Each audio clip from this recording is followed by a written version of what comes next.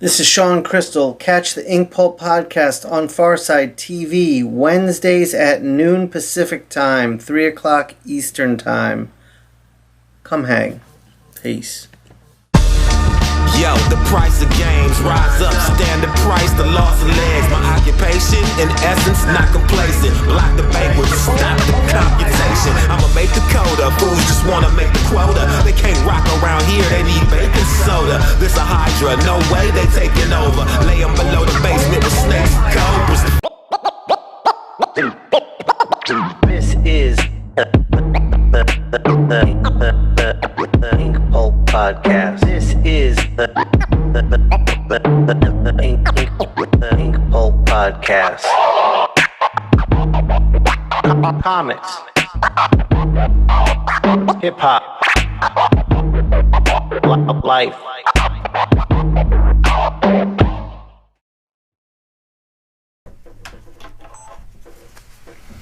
One, two, three.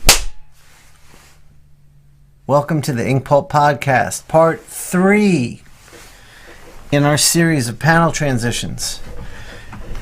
Based on the ideas put forth by Scott McCloud in his book Understanding Comics, he attempted to define every type of panel transition that could occur between two images, one panel to another panel, and how that communicates information to the reader. And in doing so, and in learning these 6 transitions, you learn to be a storyteller, and you learn how storytelling works. So this is kind of like the laying the groundwork for you as a storyteller, starting to learn these lessons. So far, we've covered moment to moment and action to action. And those panels work very directly. The transitions are very quick and easy to understand. You're dealing with a slight moment changing, so not a lot of information changes from panel to panel. Just enough to let you know a little bit of time has passed. Action to action, you've got an action and a reaction. Again, it's a much easier type of panel to work with and to understand because it's so the visual information is so directly tied to each other. But now we're going to step into something a little more difficult to comprehend on the creator side, but just as easy to comprehend on the viewer side if you do your job well. And that one is what we refer to as subject to subject. All right. So subject to subject deals with this idea that we're staying within a subject and showing different elements of it. And we can think of that subject as a scene. So let's say we have a scene that takes place in a bar. We can show different aspects of what's happening in the bar without having to be so direct with immediate visual information that describes quicker transitions. That's a bit abstract. Let me show you. So let's say we have a tier. I like to work in tiers. They kind of act like sentences to me as a storyteller. So we've got one sort of squarish panel, one horizontal panel, and I'm going to demonstrate what subject to subject is. So let's say we have a character A. And character A is at the bar, which means character B might be the bartender.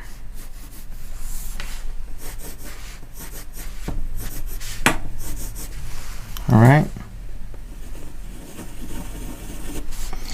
This is going to be very key that we set everything up properly.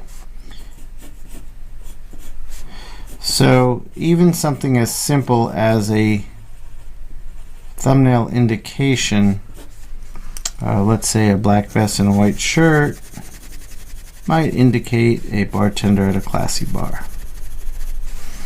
Let's say we're doing an over-the-shoulder shot.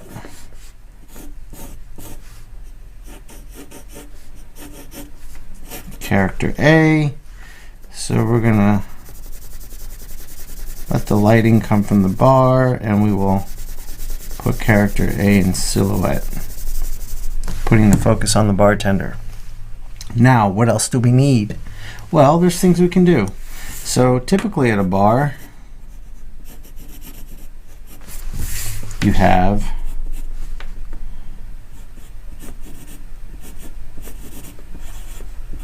taps, and you have glasses.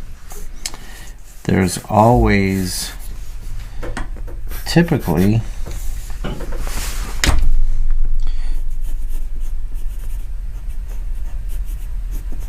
bottles of liquor, bottles of wine, all different shapes and sizes. That helps you know it's a bar too. So, a little research doesn't hurt here.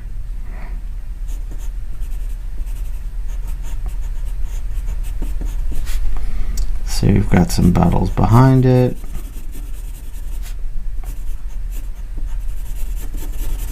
Okay. We could even have a secondary shelf with some more bottles in it if you wanted. We don't have to get too far into the details of all that, but we're setting the scene for a bar. Bars are typically a little bit of a glossy surface, so we can add a little reflection into there. And there we've set our scene. Bar. And let's say the bartender is pouring character A a drink in the next shot. Well, this is where subject to subject comes into hand. If we were doing moment to moment, we'd need the bartender to reach, grab specific bottle of bourbon, because bourbon's the best. Grab specific glass for said bourbon. Character A says on the rocks, fill the glass with ice, uncork the bottle, pour. All of those moments, if we were to do this all in moment to moment, could take a couple of pages. And in terms of the speed at which your story unfolds, that's slowing down your story quite a bit. And is it necessary? That's a really good question to be asking yourself. Is it necessary? So what we could do, if we've done our job well, is very easily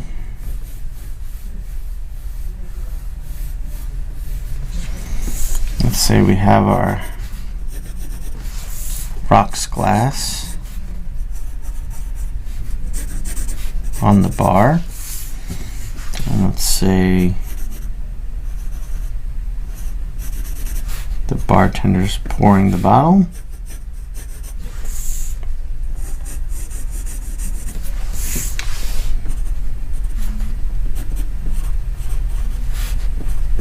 Maybe some drops are coming out.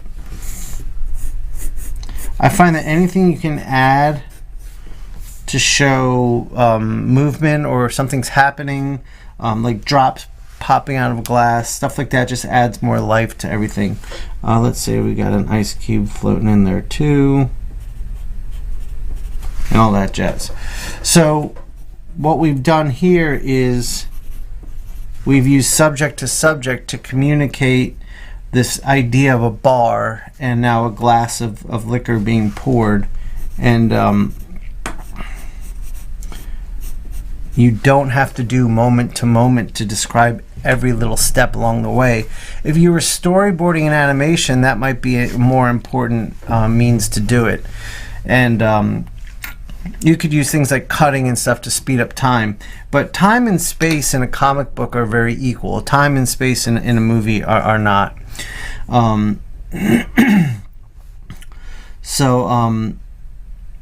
To do something moment to moment for an entire story could turn a 10-page story into a 400-page story. And you have to think about how that's affecting the speed of the read, and are you pacing yourself out of the game too much by losing your reader, by giving them too much. Involve them in your storytelling. Don't push them aside and do all the work for them. All right? And that's today's lesson on subject-to-subject storytelling. If you'd like to know more, go to inkpulpinstruction.com, link in the comments, and I get into these lessons much deeper. Peace. This is the Inkpulp Podcast. This is the Inkpulp Podcast. Comics, hip hop, life.